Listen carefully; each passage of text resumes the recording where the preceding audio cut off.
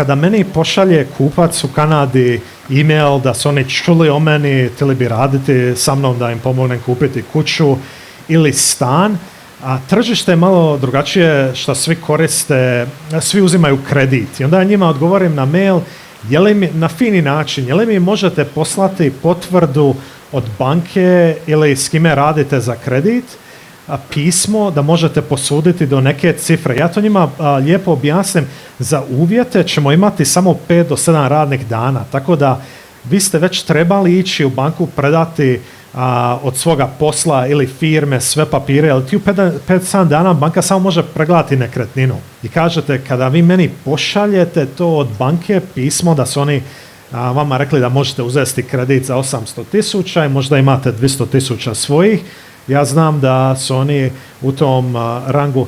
I onda isto malo radim research na LinkedIn, malo in Google, mail i tako, ali tamo isto nemamo 100% garanciju, ili da nekome kažem ja želim $500 kanadskih kaparu da ti radiš sa mnom, nikome ne bi uzeo jer ima 1500 drugih agenata. Tako ja to obradim na taj način.